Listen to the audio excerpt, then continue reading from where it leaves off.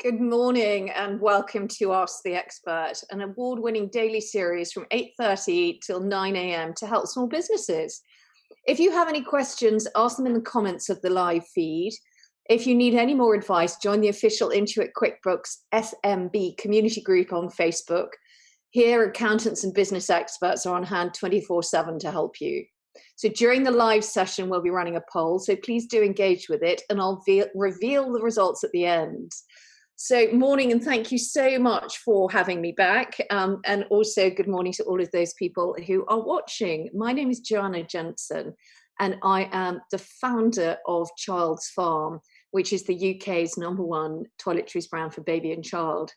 I started Child's Farm 10 years ago, went live selling into retailers in 2014 when we got a listing with Boots and Waitrose. And then we've gone completely nuts ever since. We were very lucky, but also very planned. We made some fantastic products. Our area of expertise is dry, sensitive, and eczema-prone skin. And the reason we created this was for my two girls. My little one, Bella, was born with extremely bad eczema. Sadly, she took after me and inherited that from me. And I couldn't find any products to work for her. So having come from a background in investment banking, it was quite an unusual step for me to move into doing cosmetics, but it was the best thing I ever did for her and actually for us as a family. So we have a range of toiletries products. So we care for skin, hair, and making bath time fun. So we have incredibly bubbly bubbles and really great hair and body washes, all of which are suitable for sensitive and eczema-prone skin, all of which we use natural and naturally derived ingredients, responsibly and ethically sourced ingredients too. So we need to know the story of every single ingredient that we use. Plus, all of our packaging is made from 100% PCR bottles. These are made of plastic that we work with an initiative in Indonesia about. In Indonesia, a population of 226 million, all of whom are drinking bottled water every day. So we work with a company called Bantam, who provide us with plastic, which has been collected by wonderful new social economic groups that they've created there. So giving business to communities, come into a depot, bring in these plastic bottles where they get cleaned and shredded, and they come back to the UK and get turned into our bottles. Everything we do, we consider the environment for that impact. Our pillars of working are, in fact, kind to skin, kind to planet, kind to people. So our ESG, environmental, social governance, is right at the core of everything that we do. And we are waiting to discover, in fact, whether we have been made a B Corp, because we applied at the end of last year, but obviously COVID has slowed these things down. So it's been a whirlwind of a time. During COVID, we actually launched an adult range, Farmologie, which again is designed for dry, sensitive adult skin, with a bit more of a twist as well for that skin 35 years plus, where you have hormonal changes in your body and unfortunately lipid production. This is in women. Men, it lasts forever seemingly, but in women, our lipid production in our skin begins to slow down, as does collagen production. Therefore, our skin needs a bit more to stay fighting fit. And as the largest organ on your body, we believe it's vitally important to look after your skin as much as possible. So I'm here to talk to you about building a business, really, more than anything else. And I think when you look at any of these businesses, and actually earlier we were talking with the team at QuickBooks and just sort of saying, you know, so many founders suffer from something called Imposter Syndrome, and that you just sort of, you don't feel that you deserve to be doing or talking or saying what you do. And I think that's largely because what we're doing is as easy as breathing. And we have 100% confidence in what we're doing. So one of those pillars, I would say, most definitely is vital to building a business empire, is this self-belief. And this is, yeah, a tinge of arrogance, because if you find something that you know 100% within your being you can do, it is easy. I mean, I get terrible nerves. I do quite a lot of singing, did a lot of music, did a lot of work on horses. And every time before I did these things, I was wrapped with self-doubt and got really, really nervous. With what I'm doing now, I'm so comfortable in the shoes that I'm wearing, I don't get those nerves. For me, it really is as easy as breathing. And so when you feel that wonderful experience, it's like you've got turbo thrusters on everything that you do. You can work long hours. You can drive yourself to the ends of the earth. Your determination is unfathomable. And that's really, I think, the core and backbone of building a successful empire. You have got to want it. You've got to want to do it. And you've got to have that self-belief that you can do it. And when you scratch the surface of yourself, it's amazing how determined you find yourself to be. I heard one time that any human being can run for 12 miles without stopping. It's just this that stops us. Any excuse not to put one foot in front of the other. You know, I'm tired, I'm weary, you know, I had a big lunch. When you're building your business empire, you have to say, put aside your own needs, and you find that actually you're putting everyone else before yourself. That needs a bit of balance, obviously, because if you don't look after yourself and if you don't make sure that you're mentally and physically in good nick, then you're sort of putting yourself behind the curve. The other thing I would say is planning. What are you going to do? I've got a great video I on board the guys here with, which is one of my kids running a hurdles race. She's the only one in it. And so she runs this race and actually gets a personal best at the end of it. She didn't get distracted from what her plan was. She just said, I want to get from here to here and jump those hurdles on the way there and not be distracted by anything and do my absolute best. So when you've made those decisions, what you need to do is stick to them. There will be other people doing other things, and it's very easy to then float around like a butterfly and say, oh, they're doing this, they're doing that, they're doing the other. Stick to your plan and really stick to it and be aggressive. And if you see that you've got something wrong, own up to it and say, I've got that wrong, I need to change it. When I launched Child's Farm, I hadn't even written a business plan, which, bearing in mind, I came from an investment banking background, was shocking. But it was the first thing I did. And if I look now at the amount of time we spend planning ahead, it's a huge amount. But once we've locked it down, we go. So stay focused, find your plan, stick to it, but also be prepared to adapt, pivot. COVID has been a fantastic example of that, where we've all had to suddenly look again and review what we're doing to make sure that we're not missing opportunities. So you're determined, you've got a great plan. How are you going to fund it? Cash is king. It's just not a catchphrase for nothing. It really is. And it's a balance between understanding how much money you need to function and how much money you tie up in stock. And again, COVID right now is a great example of how some people have semiconductor industry chips. Everybody moved into providing those for personal equipment, personal electronic equipment, rather than cars. So now as we come out of COVID, we see that there's a lack of that equipment for cars. And so cars' values have shot up and the lead time to buying a new car is much greater. It's always creating a balance, and you don't get it right. I mean, if I look in our own circumstances, cash flow for us was incredibly tight. And so when we had a PR rush on our brand in 2017, we didn't have enough stock. So we were literally making to order. So then when we got on top of that and we made a decision in early 2018 to invest in stock and to take some of our cash and tie it up in stock, it was the right idea. It was a little late because we had another PR spike and we had to create to sell as well. In this post-COVID, post-Brexit world that we find ourselves in, it's more of a balance of making sure that you've got what you need to be able to sell to your consumers. You may have heard the news this morning, McDonald's has run out of milkshake. You know, Arla is finding it difficult to deliver milk. This is all being driven by the post-Brexit logistics crisis, and it's hitting us all. I know some supermarkets are flagging down drivers and offering them £5,000 signing on fees to come and drive for them, because the whole of the logistics market is fallen to pieces. So you have to make sure for those eventualities you've actually got money in the bank.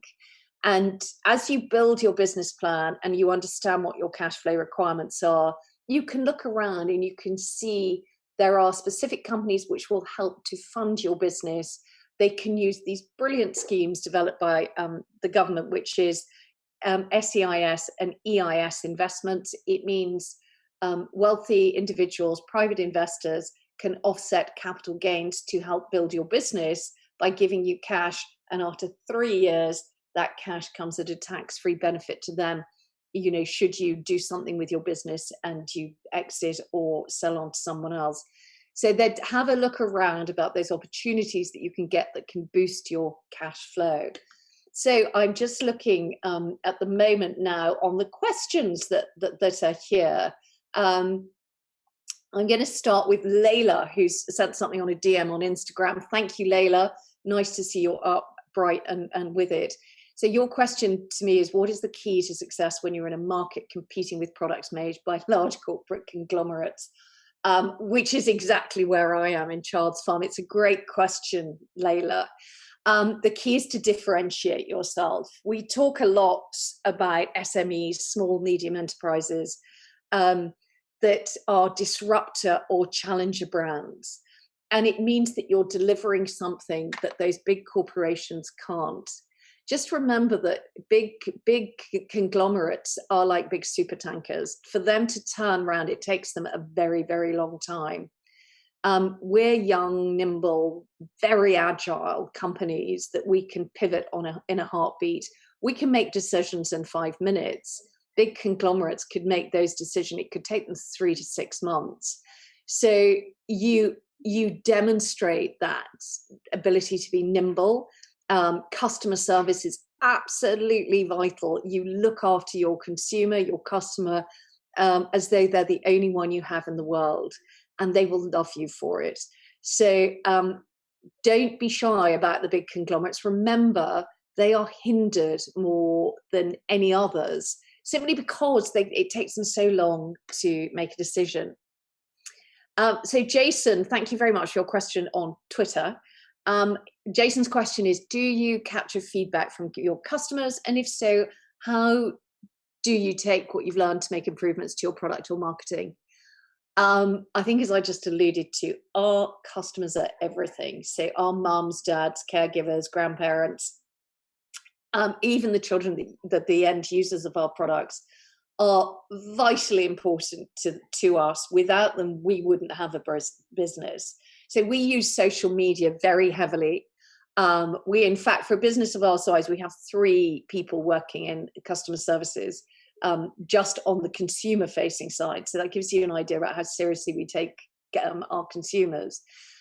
They collate everything that they get from our reviews, that they see on any form of our social media, and once a month they pull together a report, and it talks about the good, the bad, and the indifferent, and from that we learn.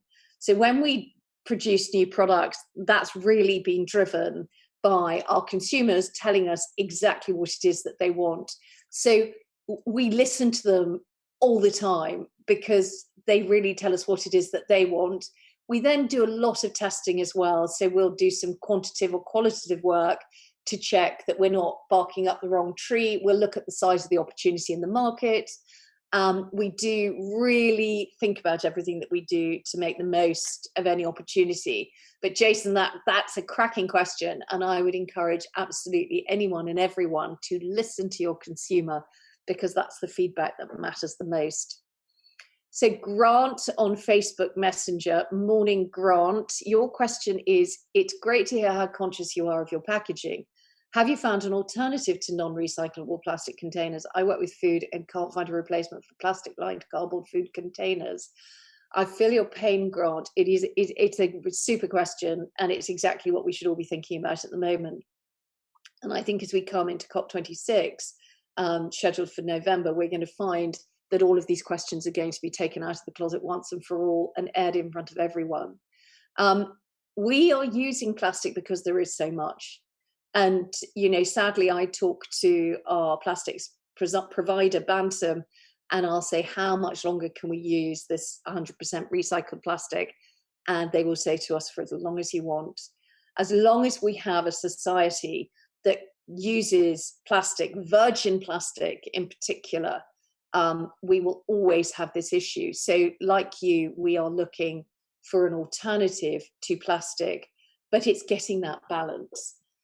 It's understanding that whatever else that we use, be that aluminium, I don't agree with sugarcane plastic because you have to destroy more rainforest to create that ability to get the amount of sugarcane that you need to make the plastic. It's one of those conundrums. It's like, do you buy an electric car when you know how complicated it is and how time consuming and carbon footprint impacting a lithium battery is? It is incredibly hard. We've made a decision that we're going to do our best with what's available and continue to look. Now, I have seen plastic lined alternatives for cardboard food containers, but I can't for the life of me remember who has them. You can find a lot of, you're better off actually using clear plastic, which is recyclable, than you are using anything. There's some very simple rules of thumb. Don't use black plastic ever. It's impossible to recycle. Don't print on plastic. That makes it more difficult to recycle. Keep it really clean and plain as much as possible.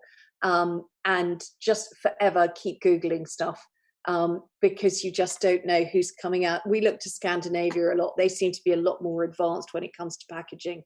But it's a real dilemma to understand what's good, bad, or indifferent, unfortunately.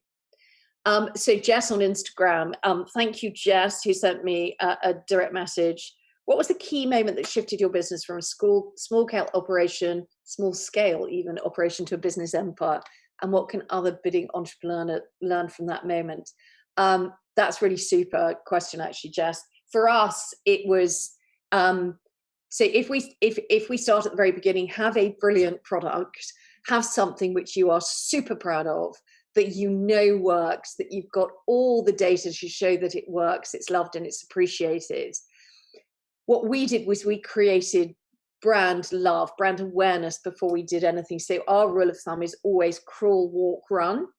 So tell people about it. You know, when we first started, I went to every single school fair, Christmas fair, opportunity to just have a little stand telling people about my products.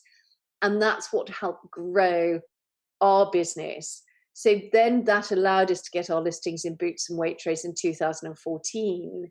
But then it was 2017 when the lovely Paige Sweeney posted a photograph of her daughter Evie Ray's hands on Facebook, which showed them before using Child's Farm baby moisturizer and afterwards, and all of her eczema had gone. Now, at the time, Facebook had no restrictions. It was a free-for-all. So if somebody wanted to share something and it could spin out of control at no cost to anyone. So they were truly organic. And that post was shared 35,000 times on Facebook. It was also picked up by every single newspaper. At the time, we were trending on Lad Bible. We were number 2 behind Ant or Deck, whichever one had just got nicked for drunk driving. So it was a lot going on. And we had a great product. We'd told lots of people about it, but it did exactly what it said on the tin. It said suitable for dry, sensitive, and even eczema-prone skin. And there are a lot of eczema sufferers. So in answer to your question, Jess, it is making sure you've got a great product and then just making sure that you're getting people talking about it for you, much more compelling. So Kaylee, thank you for your message on Facebook. I run a bakery and some of my customers always say that I should get my bakes in Tesco or Sainsbury's. What's the process behind taking a product from a small local operation to a national market? Where would you even start? Well, LinkedIn, best place in the world. You go on there and you find out who is the category manager for fresh food at Tesco's, Sainsbury's Co-op, Morrison's, Waitrose. If you do something which is quite special, quite niche, that's the thing to do. But go into it with your eyes wide open. They are demanding, and there are no excuses. I don't do food for a very, very good reason. It scares the bejesus out of me. I couldn't imagine anything more frightening than having to do a delivery every day, particularly now as we find ourselves in this logistical whirlwind of lack of drivers. But that's, I would start, Kaylee, on LinkedIn, Google who the category manager is for bakery or for fresh foods, and you'll find, and just start contacting them. And that's all that I did. And you get in touch with them every week, you send them product, and you just are relentless. Going back to right at the beginning, you need to be determined. So Marco from Twitter, hi Joanna, what are the first steps you would take when looking to expanding your product range? Great question, Marco. It's demand. How many people are asking you for that thing that you have? We have brand ambassadors for Child's Farm. So it's a group of 100, 200 fans of the brand who we get to review for us privately any product or idea that we have. So we ask, they are actually our harshest critics. They don't hold back. They'll tell us exactly what they think about our ideas. So it sort of keeps us on our toes. So don't be afraid to ask people. We also then look at research. We buy a bit of data to understand how big that part of a category would be. So we do a lot of research first. I say that now, right at the beginning, we didn't have any research, so I did everything by gut.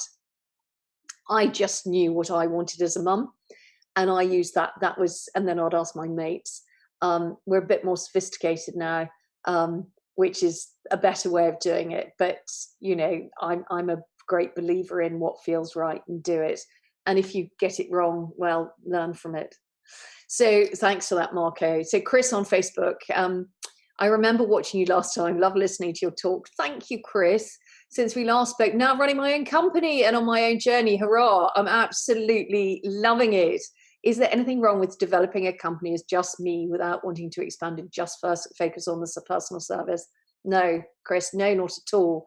When I started, it was me and my friend's daughter, Olivia, for 3 years. It was the two of us, and we had bookkeepers who would come in once or twice a week.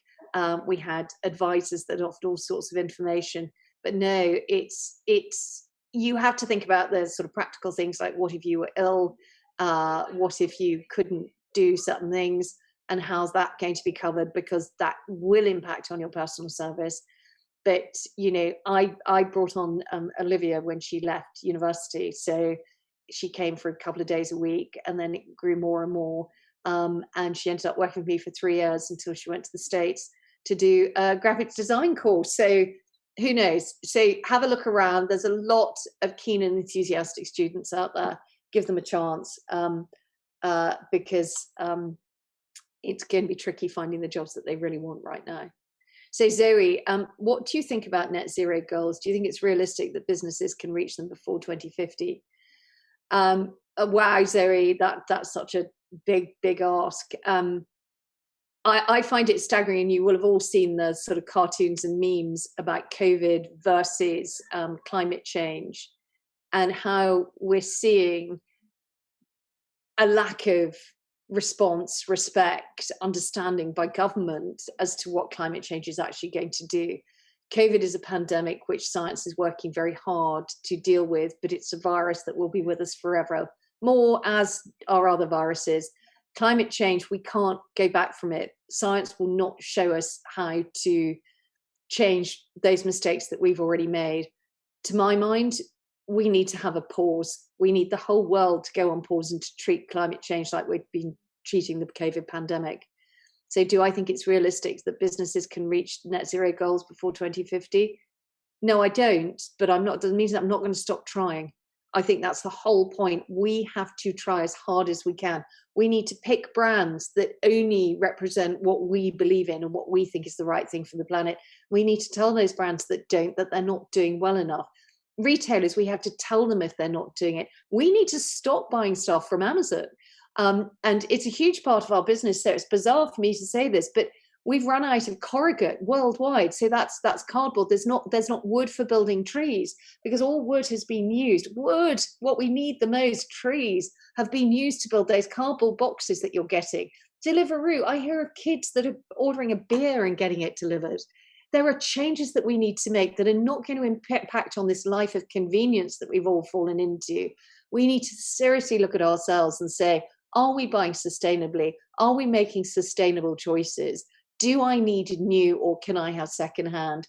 And start really recycling, upcycling everything that we're using.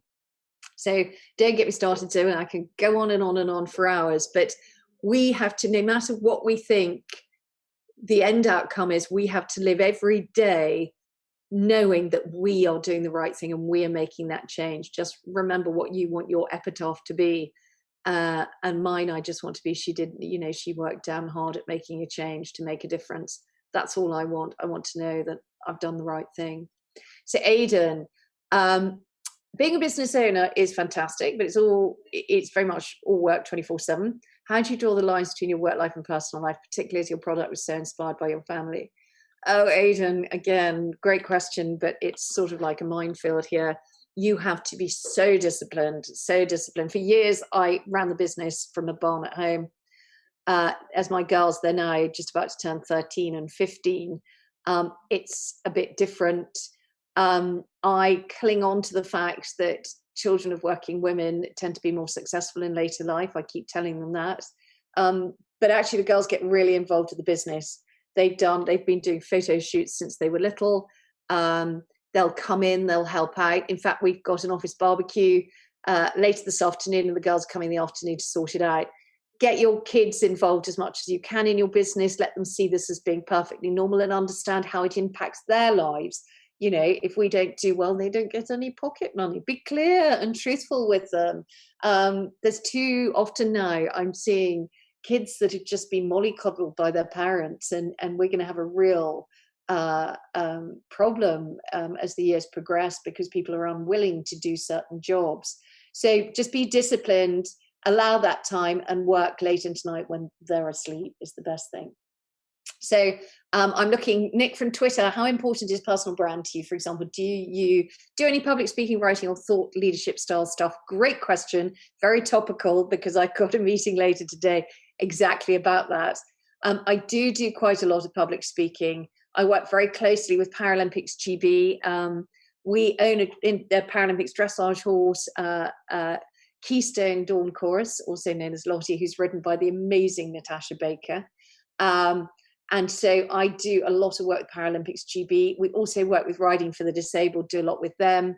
But now I want to get much more involved. I brought in a CEO to run the business. He's brought in a fantastic team to work with him to free me up to get on my soapbox and start doing a bit of tub thumping, really about sustainability and about women and child health as well. So yes, I want to do more only because I think we should be doing more. And you've probably realized I can talk quite effectively and for a long time, which is part of the battle. And I feel really passionately. I'm in my 50s now. I don't care what anybody thinks about me. All I do is I care about the legacy that we're leaving for my children and their friends. So that's my motivation. So now, thank you all for your amazing questions. I can't thank you enough. I've really enjoyed doing this. It's slightly bizarre because I'm sort of talking to a void and I'm just looking at the questions as they come through. But I'm really thrilled that you could all give the time for this. At the beginning, we said there was going to be a poll, and the question was, do you feel confident about business recovery over the next 6 months? And actually, I'm really thrilled to say that 60% of you said yes. So 40% answered no, but 60% of you said yes. How do I feel about this too? I think actually businesses are recovering much better than we thought. What we're struggling with right now is personnel, staff. As I've alluded to, and you'll have all read in the papers, we're really short of logistics staff, so HGV drivers in particular. This is because of so many Europeans went back in the last lockdown, and they just haven't come back to the UK. We don't have enough people who are trained within the UK. We need to invest more. I think apprenticeships are a fantastic thing. We need to grow our own. We also need to be prepared to do those jobs that maybe others don't. You will find running your own business that you end up doing all sorts of stuff that others wouldn't. This morning, I actually took out the compost. And it's just, for me, it's just sort of everything that you do, you should be able to do what everyone else is doing. We need to get more staff, more boots on the ground who are doing particularly logistics to help that recovery from COVID. I think we're going to see inflation rise. I think there is a scarcity of stuff at the moment. I mean, my experience right now is being phoned up, being asked if my lease on my car runs out in 8 months' time, do I want to put an order now for a new car? So it's people who've got demand but no supply, getting ahead of it, looking to buy a new lawnmower, can't find one anywhere, can't find the parts, but we're looking to buy a new one because we can't find the parts to fix the old one. And, my partner bought a new bicycle at the weekend, and his second-hand bicycle, which he's selling on eBay, which is 10 years old, is pretty much going to sell for what he paid for it 10 years ago. So there is a huge amount of demand out there. There's just not enough supply. So I would dial up my customer services. I would dial up telling people about my brand, but most compellingly is getting other people to tell other people about your brand. So ask your customers to review your products, to review your service that you give them, and make that readily available for everyone. There's all sorts of things out there, platforms that you can use to make this or make people more aware. So that's me done, and thank you all for tuning in this morning. If you want to get in touch with me, you can contact me on LinkedIn and search for Joanna Jensen, and you can follow me on Instagram, Joanna__Jensen. Love to hear your news. Coming up on Ask the Expert tomorrow is Ryan Armitage, who is director of Teslom, a leading healthcare recruitment agency and franchise. So tune in to find out how to show leadership on mental health in the workplace. Fantastic. It's what we should all be investing our time in right now. So a reminder that if you need any more advice, join the official Intuit QuickBooks SMB community program on Facebook. Accountants and business experts are on hand 24/7. I've absolutely loved answering your questions this morning. Thank you all so much for having me, and have a wonderful day.